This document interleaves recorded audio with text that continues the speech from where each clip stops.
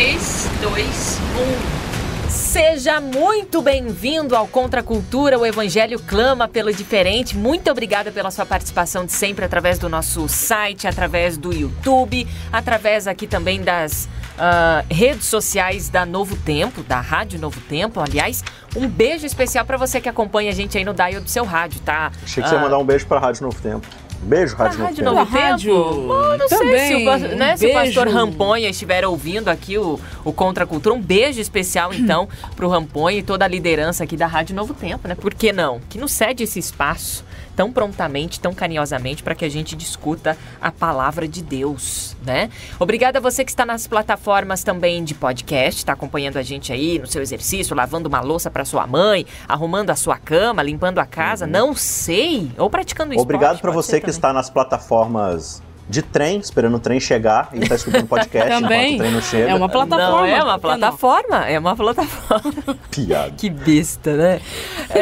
Obrigada a você também que acompanha o Contra a Cultura através do vídeo. Sim. Temos YouTube. uma câmera aqui no estúdio, né? Filmando apenas... Não é apenas eu e a Maiara. Porque o Isaac também aparece. Não, essa câmera aí só tá filmando vocês. Aqui sim, mas essa sim. Mas essa aí de João Pessoa tá filmando você, no caso. Tá filmando eu. Né? Então tá bom. Sem mais enrolação, 13º episódio. Ou derradeiro. seja, fim de uma temporada. Fim de uma era aqui no Contra a Cultura. Mas vale lembrar que a unidade não terminou. Ah, não? A lição de unidade pode terminar hoje, mas isso é algo que a gente tem que continuar levando pro resto da nossa vida. Inclusive, é algo que vai perdurar e persistir por toda a eternidade. Com certeza. Final de mais uma temporada, e pra gente fechar aqui, restauração da unidade é o que a gente vai tratar como tema. Mas o título aqui do Contra a Cultura de hoje, para fechar com chave de ouro, inclusive, quem deu este título foi o nosso amigo Daniel. Ele que Bergamo, ele que edita e faz acontecer aqui o Contra a Cultura, né? Toda a parafernália técnica aqui, né? Isso, chama o trabalho do Daniel cara de parafernália. É isso aí, muito bom, Bianca. Não deu nada com essa temporada. Não foi a melhor palavra, né, Dani? Mas ele não me olhou de cara feia. Não. Mas ele que deu o título aqui. Isso diz mais sobre ele do que sobre você, Bianca. Não é? Não é? Desculpa, eu tô de mau humor hoje. No céu vai ter pão? E agora, vai ter pão? Esse é o título do nosso 13º episódio. Não é no céu vai ter pão? É só, no céu tem pão? Repete, por favor. No céu tem pão? Isso, pronto, fechou. É assim. No céu tem pão? Tá bom, Isso. acho que essa pergunta, né... Você conhece o meme, né, Bianca? Sim. Então, o meme é mais voltado pro meme. E morreu. Sim. Então pronto, no céu tem pão, Dani? E morreu. Você que deu o título. Mas é bom esse tipo de pergunta porque mostra as motivações que estão por trás da nossa suposta ansiedade de querer estar logo no céu. Porque as pessoas adoram perguntar, vai ter isso? Vai ter aquilo? Vai ter aquilo outro? Tá, mas o que realmente isso, aquilo outro realmente de fato é importante? O que vai ter no céu que realmente tem que ser a nossa real e verdadeira motivação de querer estar lá por todo sempre? Exatamente. E é importante frisar isso daí porque quando você fala de pão na Bíblia, né, ou de refeições, esse é um costume antigo que perdura até hoje, né? A gente até acho que já falou algumas vezes nos episódios sobre isso. A refeição, esse ato de sentar à mesa, repartir o pão, né? Ele tem essa grande conotação da ideia de relacionamento. Você sentar à mesa, você não está só comendo, você está dividindo experiências, falando sobre o seu dia, falando sobre as expectativas, sobre suas realizações e tudo mais. O ato de se sentar para comer é um evento social, né? Exatamente. E isso é verdade até hoje. Assim, claro que hoje está mais difícil com a invenção do micro-ondas, né? Cada um chega um horário, esquenta o prato e vai sentar na frente da TV. A gente perdeu um pouco isso, mas ainda em alguns lares, você tem esse evento, né? Não, vamos sentar à mesa para poder repartir essa refeição. E você percebe que o grande memorial que Jesus nos deixou para celebrar a sua presença entre nós, né, e a sua morte, sua ressurreição e a promessa da sua vinda, que é o que a gente vai falar mais propriamente hoje, foi uma refeição, né? Foi partir o pão. Façam isso. Isso o quê? Dividir esse alimento entre vocês, todas as vezes que comerem em memória de mim, vocês vão estar fazendo o quê? Vocês vão estar lembrando de que eu sou aquele que me repartiu entre vocês, né? Então, quando você pergunta assim, no céu tem pão? Sim, porque a gente está falando do céu como esse lugar onde a gente vai chegar e os relacionamentos vão ser restaurados, né? Então a gente vai ter essa... Claro, assim, estou falando em sentido figurado, tanto quanto material, né? Sim. Os dois. Mas sim, nós vamos ter a oportunidade de sentar à mesa no céu entre os nossos queridos, nossos familiares, nossos amigos, nossos inimigos, né? Por que não? E repartir com eles o pão, né? Sim, na presença do pão da vida. Sim. Então, assim, e é bem interessante, porque eu não vou saber citar o verso agora, mas tem uma parábola de Jesus que ele fala sobre a grande refeição que vai ser repartida no céu. Eu lembrei dela. Tá em Lucas, se eu não me engano. Lucas 22. É algum lugar de Lucas, isso. Se for isso aí, o amigo aí procura. Mas tem uma grande ideia que é bem interessante, porque quando a gente vai na Santa Ceia, Jesus ele se cinge, né, com a toalha, coloca a toalha no seu ombro, ou amarra na cintura ali, e vai lavando o pé dos discípulos, e depois ele serve os discípulos, né? Aí a gente fala assim, não, mas Jesus ele deu o exemplo para que a partir dali os outros fizessem. E aí quando Jesus for pro céu, ele vai ser o líder de tudo, ele vai ser o rei, e nunca mais ele vai servir ninguém, ele só vai ser servido, certo? Mas nessa parábola que Jesus está falando sobre essa grande refeição que vai ter no céu, você vai perceber ali que é o rei que se cinge da toalha e começa a servir cada um que está à mesa. Ou seja, parece que Jesus está meio que profetizando que até lá no céu ele vai continuar nos servindo, porque o serviço de Cristo não é algo que ele faz, é algo que ele é. Ele é. O serviço é uma consequência de quem ele é. Ele é o Deus que nos serve, né?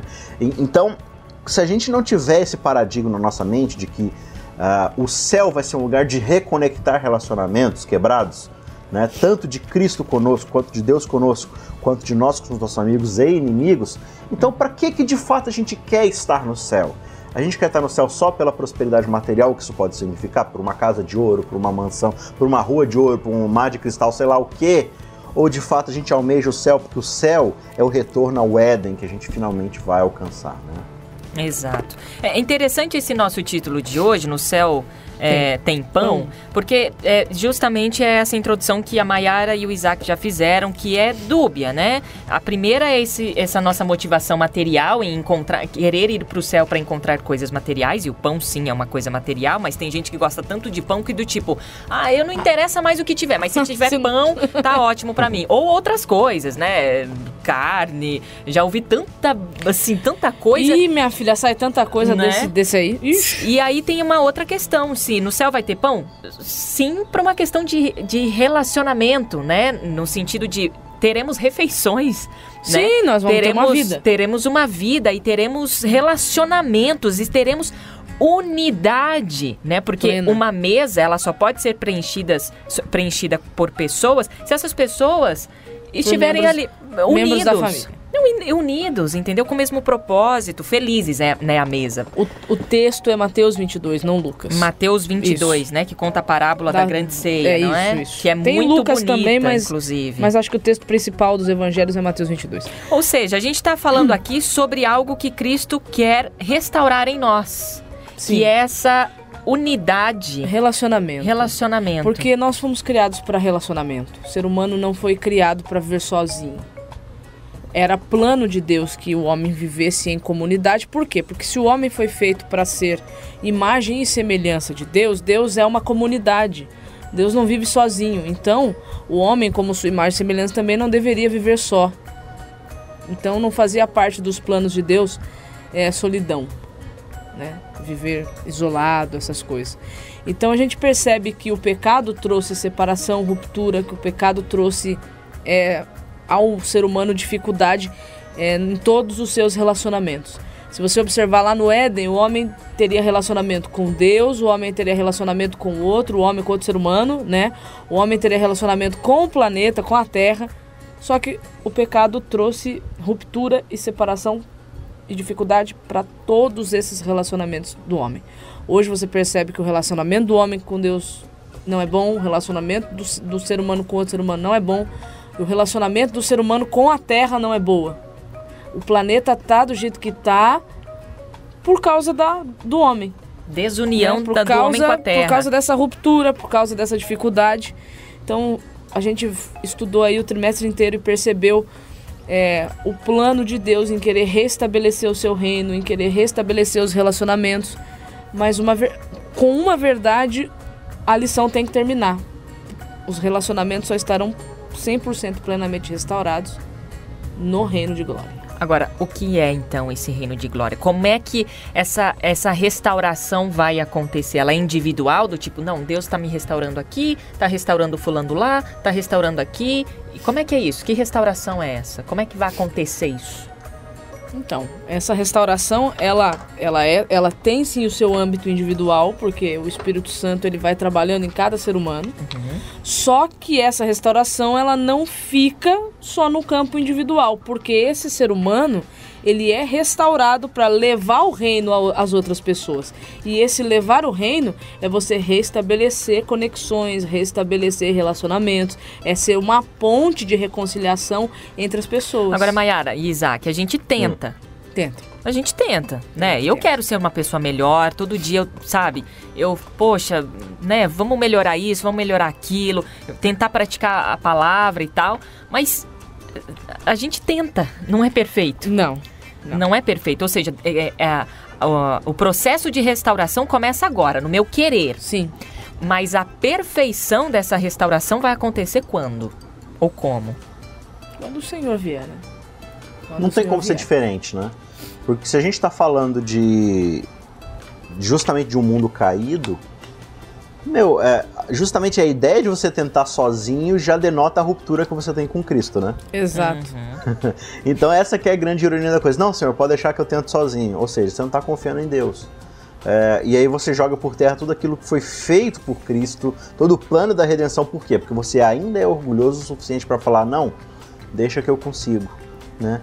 Peraí, amigo, se você conseguia, pra que eu fiz tudo que eu fiz? Né? Por que o mundo não precisaria ter vindo?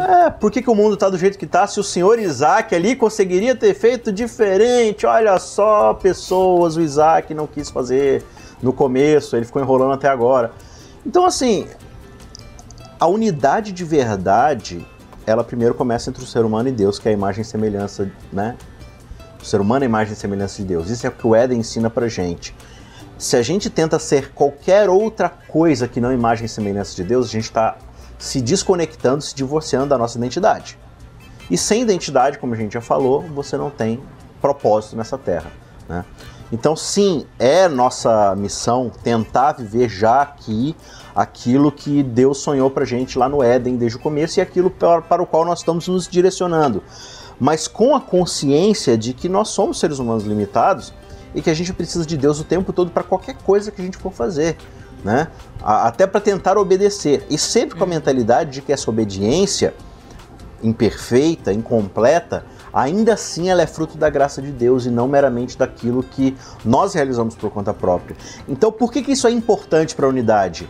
Porque se eu entendo que eu sou limitado dentro dos meus relacionamentos, de que eu, por exemplo, vou me relacionar com a Bianca, com a Mayara, e às vezes eu posso ser ríspido, eu posso ser egoísta, eu posso pensar em mim primeiro e aí tratá-las mal, e aí vocês consequentemente, né? A Bianca e o Kiko, casados ali, podem ter uma discussão e brigarem, se afastarem por algum momento. Tudo pode acontecer nesse mundo caído. Só que eu tenho sempre a consciência de que eu sou uma pessoa incompleta por causa do pecado, então isso me dá a perspectiva de entender que o outro também é. E se o outro também é e ele não tem condições de ser perfeito para mim, eu não posso criar expectativas em cima dele que eu não criaria para mim mesmo. Uhum. Então, isso me nivela debaixo de Deus, de entender que é a graça de Cristo que é suficiente para todos, igual para todos. Igual no sentido de qualidade, né? Porque a gente sempre vai precisar da graça de Deus. Então, quando eu tenho essa perspectiva, como eu devo olhar para o outro? Eu falo, olha, ele falhou comigo, mas com quantas pessoas eu já falhei? Sim. Olha, ele me deixou na mão, mas é o pecado, né? Falta o entendimento meu e dele da graça. Então, ter essa consciência é muito importante para a restauração dos relacionamentos, né? Então lá no céu, todos nós vamos ter essa consciência de que só chegamos lá por causa daquilo que Cristo fez. Então, eu não tenho condição de olhar para o outro e falar assim, não, esse merece mais, esse merece menos do que eu. Não, todos nós estamos aqui mediante, única e exclusivamente pela graça de Deus, né? A gente tem que ser movido pela esperança, tá lá em 2 Pedro, né, 3:13, né, que é o verso-chave aqui do nosso guia de estudo. Nós, porém, segundo a sua promessa, né, a promessa de Cristo, esperamos novos céus e nova terra, nos quais habita realmente a justiça, né? Então, tem um poema do Manuel de Barros, cortando você, que diz o seguinte, ele não tá contextualizado numa questão cristã, mas é bonito, eu acho bacana. Ele fala, eu não estou caminhando para o meu fim, ou seja, para minha morte eterna. Eu estou caminhando para as minhas origens. Exatamente. E isso, trazendo para o nosso contexto aqui cristão, é essa, nossa jornada é essa, né? Porque esse mundo de pecado não restaurado, o fim é a morte, mesmo você tentando fazer o bem. Sim. Mesmo você tentando ser a melhor pessoa do mundo e tal, praticando a palavra, pregando o evangelho, sendo um pequeno Cristo, mas o seu final não vai ser assim. Ai, que legal. Então tá aqui uma condecoração, uma medalha para você, e você não vai morrer mais, venha, vou transladar você para o céu. Não vai ser isso, vai ser morte. Agora, a esperança de restauração desse corpo pecaminoso, mesmo morrendo, mesmo virando pó, é de que eu ressurja pelo poder de Deus exatamente, restaurada. Porque para viver isso que eu já tentei viver nesse mundo de pecado. A nossa origem mesmo, é barro mesmo, nós somos pó. Por isso que do pó você veio, ao pó você volta. Mas quem foi que te tirou do pó? Não foi você sozinho que saiu de lá. Foi o poder de Deus que te tirou de lá. Então isso que você está falando é extremamente importante a gente entender, porque no final das contas a gente precisa reconhecer quem Ele é e quem nós somos. E é esse reconhecimento que nos dá a humildade suficiente para conseguir, no máximo que nós pudermos, dentro das nossas limitações, tentar viver esse reino aqui e agora. Porque não adianta nada eu projetar esse reino de Deus só para o futuro e ficar esperando isso aqui acontecer só no futuro, sendo que a palavra me diz que a eternidade começa quando eu conheço Cristo. Então esse reino do futuro ele precisa ser vivido hoje, com toda imperfeição, com toda dificuldade, com toda limitação, mas eu preciso viver essa realidade hoje. Porque se eu não viver essa realidade hoje, quando chegar esse reino no futuro eu não vou ter interesse. Então isso é interessante. Isso é interessante, porque como é que você quer comer pão numa mesa linda lá no céu se aqui você não... Se aqui você não tem interesse nisso. Exato. Então assim, a Bíblia, para mim, a beleza dela é essa mensagem precisa ser levada. Essa mensagem de que, por mais que a morte seja o fim da reta, ela não é o fim da estrada, né? Precisa ser levada. Essa esperança de que o mundo está ruim do jeito que ele está hoje, porque houve um problema no começo, mas esse problema está resolvido, ele chegará no final, precisa ser levado. É por isso que a Bíblia ela é um retorno para casa, de volta para casa, volta para casa, filho, né? Porque se você for bom observador, a história da humanidade começa no lugar e ela vai terminar, ou ela vai recomeçar, no mesmo lugar de onde ela nunca deveria ter saído. Então, na Bíblia velha coisa, né? Você pega Gênesis 1 e Gênesis 2, aí você vai adiantar tudo e vai chegar em Apocalipse 21 e 22. Né? Isso. Se você lembra das suas aulas de gráfico, de matemática, né? Você lembra daquelas parábolas gráficas matemáticas, né? Não as historinhas que Jesus contava. Sim, você marca ali no gráfico 2 pontos, aí você tem uma grande parábola para baixo e sobe outra vez e 2 pontos lá na frente, ou seja... Gênesis 1 e 2 é a coisa, é o tchananana, né? É a maravilha de tudo. E aí você tem um gap, um buraco, um desvio do plano de Deus, né? Então você tem esse afundamento da situação toda e a partir da cruz você encontra, digamos assim, o ponto mais baixo da humanidade, né? Que é o de matar o próprio Salvador, né? O próprio Deus. E aí depois você, a partir disso, começa a reconstruir tudo, até você chegar novamente naquilo que era o Éden, né? Então essa é a história do Evangelho e essa é a história de todas as coisas, voltar para aquilo que nós fomos um dia criados para ser. Você estava falando de Gênesis e Apocalipse, né? O nosso guia até traz uma questão falando sobre a árvore da vida, porque lá em Gênesis 3... Você tem ela lá. Né? Só que Adão não deu tanta importância, Adão e Eva não deram tanta importância como deveriam dar para essa árvore. Elas foram para outra árvore, né? Do conhecimento do bem e do mal. Mas lá em Apocalipse 2:7, a gente vê essa mesma árvore. A mesma. Então, e lá diz que essa árvore servirá de cura para as nações. Para as nações. Exatamente. Isso. Então você está indo, na Bíblia nada mais nada menos, você está indo de um Éden a outro Éden. O que acontece no intervalo desses dois? Lê a Bíblia, você vai descobrir. A história está sendo contada. E aí é justamente essa ideia, né? Você pode tirar vários paralelos e aplicações disso, né? Mas justamente Gênesis 1 e Gênesis 2 dão uma derrocada para Gênesis 3, porque, como a Mayra falou, né? Essa coisa do ser humano de abandonar a árvore da vida e ir para a árvore do conhecimento do bem e do mal, que a gente já explicou aqui que significava o quê? Não é que existia um ato místico de comer o fruto que cometeu o pecado. Não, foi o ato de falar assim, não, nós não confiamos em Deus o suficiente para obedecê-lo. Porque o que era a árvore do bem e do mal? Nada mais, nada menos do que simplesmente a ação de Deus de falar assim, olha, tudo que eu criei para vocês, fui eu que fiz, então eu sei como é que funciona. Então toda a forma como eu estou dizendo que vocês devem viver, não é por coerção, é porque é o melhor para vocês. Eu sei, eu criei, então é o melhor. Agora, se vocês acham que existe um caminho melhor e vocês não querem obedecer aquilo que eu fiz, comam do fruto. É a saída de vocês. Se vocês comerem do fruto, eu vou entender em alto e bom som que vocês não querem me obedecer, que vocês não querem viver para mim, que vocês não querem seguir aquilo que eu tenho para vocês, e aí vocês sigam a própria consequência de vocês. Só estou avisando que vai ser ruim. As consequências serão desastrosas, porque vocês vão estar se desligando de mim. E eu acho bem próprio terminar com essa ideia de uma árvore da vida que serve de cura para as nações, porque você tem a ideia de nações inteiras submetidas ao quê? À verdade de Deus. A proposta de Deus para essas nações, ou seja, essa denotação de que agora as pessoas confiam em Deus. Elas entendem que entre a árvore do conhecimento de eu saber o que é certo e errado e agir de acordo com isso, das minhas próprias concepções do que é certo e errado, e eu confiar de que Deus é o doador da vida, da árvore da vida, e que se Ele criou a vida, Ele sabe como a vida funciona, então eu devo obedecê-lo.